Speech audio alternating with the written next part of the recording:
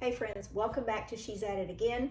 My name's Tanya and today we're going to be making vegetable soup, and this is not just any vegetable soup. This is day camp vegetable soup. And the background to this is a recipe I found years ago, and although it just looked like most other vegetable soups that I've seen before, there was just something about it that kind of piqued my interest. I don't know what it was. Maybe the fact that it didn't even have meat in it.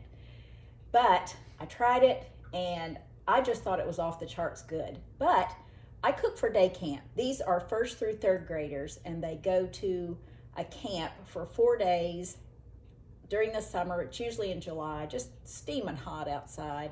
And I have to make a snack in the morning, lunch at noon, and then a snack for the afternoon. Well, a few years ago, I decided to work this into the menu. It's a different menu every year because you have different dietary restrictions on some of the kids, and we try to accommodate that. But I tried this thinking they might like it and I may have 5 gallons of soup left. There's usually about 60 kids there, so it was a lot of soup that I needed to make. So I made this. I served it with grilled cheese, actually I think I served it with cheese toast, which was easier than grilled cheese. And I thought they'll probably eat the grilled cheese and leave the soup alone. Well, a lot of the kids walked through the line and they said, I don't like this, or I don't like soup. Okay, bye. And they'd grab a piece of cheese toast and they'd repeat it again, thinking maybe I was going to offer them something else, which I did not. So after one kid came back 3 times for refills, I figured that the rumor had gotten around that it was good soup. So needless to say, we didn't have any soup left after that, and every year the kids ask, are we having that soup again? And this is what they're talking about. So I hope you give this a try. Let's get started. It's a super easy recipe. And although it looks like I have a whole heap of ingredients, it's really not. It's a little bit chopping and dicing, but it's not bad. So we're going to start out with 2.5 tablespoons of olive oil, just kind of eyeballing that.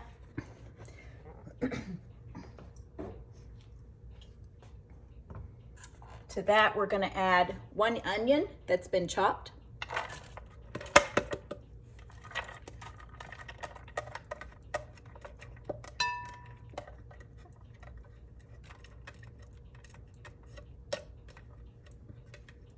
And by the way, usually on the last day of day camp, one of the parents walks in and starts by saying, that soup that you made, can I have the recipe for that? So these kids are actually asking for it when they get home, which is kind of a neat thing, to me anyway, because kids normally just want like chicken nuggets and stuff like that, which is not what we have at day camp.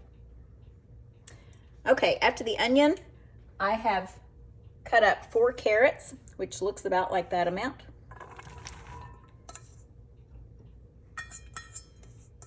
I have the burner on under this. It's just the oil hasn't gotten hot yet.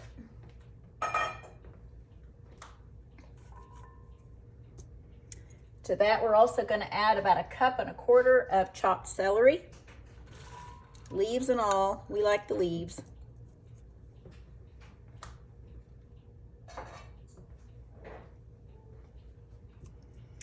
To that, we're going to add 4 cloves of minced garlic.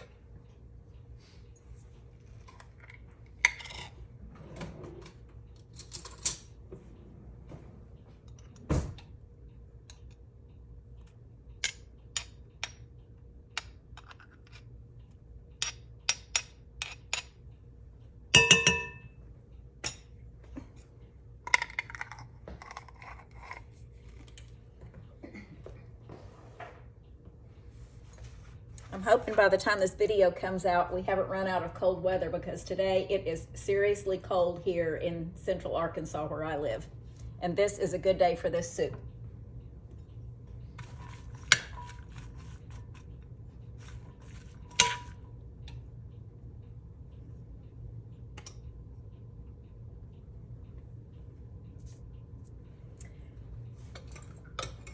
Okay, I have 48 ounces of chicken broth in this pitcher, but I'll show you what happens when you put it in your garage refrigerator and you don't always know what the temperature is. I've got a big block of ice here. So we're going to add ice and all to this. But it's all chicken broth. It's homemade. And hopefully the video for this has already come out by the time you see this soup video, so you'll know how to make your own chicken broth. Super, super easy. to buy it almost seems ridiculous now. And the only time I ever buy it is when I have to cater some little event like a day camp or something like that, where I need more than what I have time to make in a overnight session. To that, we're gonna add 28 ounces of diced tomatoes. And you know I'm a fan of the fire roasted tomatoes. It helps to use the diced tomatoes. If you use whole ones, you just have to cut them up a little bit. And if you use the crushed ones, it's okay, but the diced ones just seem to work out nicely. So we always choose to use diced in this. So a 28 ounce can of diced tomatoes.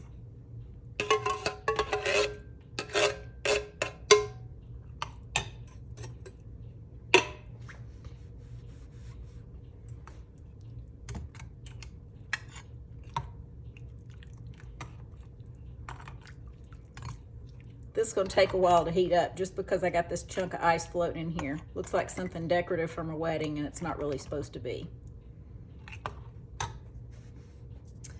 All right, to that, we're going to add 3 cups of diced potatoes. Now, I had my potatoes cut up a while ago, and they weren't discolored yet. They didn't start oxidizing until I figured out I had to wait until some of my broth thawed out, and I've just waited a little bit to start the video.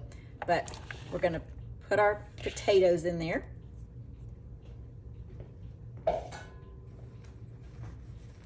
So 3 cups of diced potatoes. This calls for 1/3 cup of fresh parsley. I don't have fresh parsley right now. I think I just threw out some the other day that looked like it had seen better days. And there is about 2 inches of ice on the road, and I'm not going out to get fresh parsley. So we're going to use about 2 tablespoons to replace the 1/3 cup of fresh parsley. This is just dried organic parsley.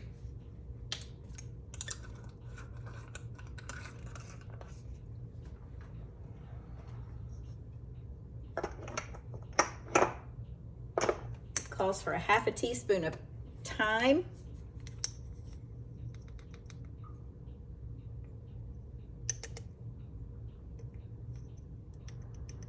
So that's a teaspoon measure. I'll get about 1/2 of that.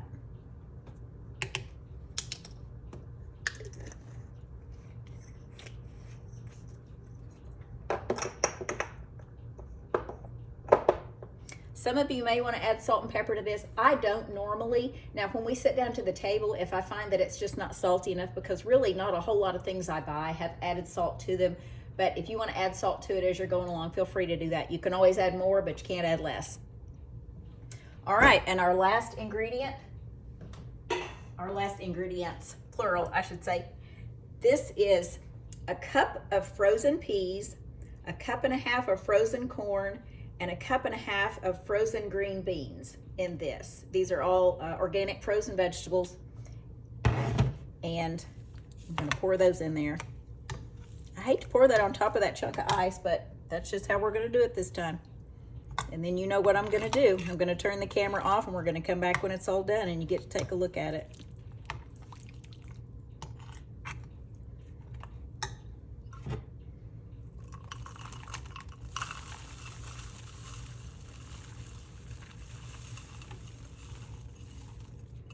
And make sure you start out with a larger size pot, like a Dutch oven. This is 4.5 liters. Don't ask me how many quarts that is, because I don't know. Just look it up. It's a Dutch oven. But you don't want to overfill it. But when it comes to the top, that's plenty. This isn't going to bubble over or anything. There's nothing in it that would make it do that necessarily. And to that, we're going to top it with a couple of dry bay leaves. We'll put the lid on it. We'll let it come to a boil. And once it comes to a boil, we'll turn the temperature down and let it simmer for a while, and it's done. That's all there is to it. There's no meat involved in this. There's no dairy in this. This is gluten-free, not quite grain-free because it has corn in it, but it is dairy-free. It's, of course, obviously doesn't have any processed sugar in it. It's just all vegetables except for your chicken broth. If you choose to use vegetable broth in this, it would be fine. I'm sure it would be a delightful flavor. It's just I've always used chicken broth in it. So anyway, we'll come back in just a bit and I'll let you see the final product. All right, our soup has been cooking for maybe 30, 45 minutes or so, maybe even less than that. I don't remember what time it was exactly, but it hadn't been too long. We're gonna check on it. And this is done. When the potatoes are soft, everything else is done and it's ready to eat. Be sure and pick those 2 bay leaves out. Don't forget about those. If somebody sees them in their soup, just warn them that's not something you want to eat. It's not going to kill you, but it's certainly not going to be yummy. All right, we'll probably serve this with a pan of buttermilk cornbread or some honey rolls, and maybe invite some company over to enjoy it with us.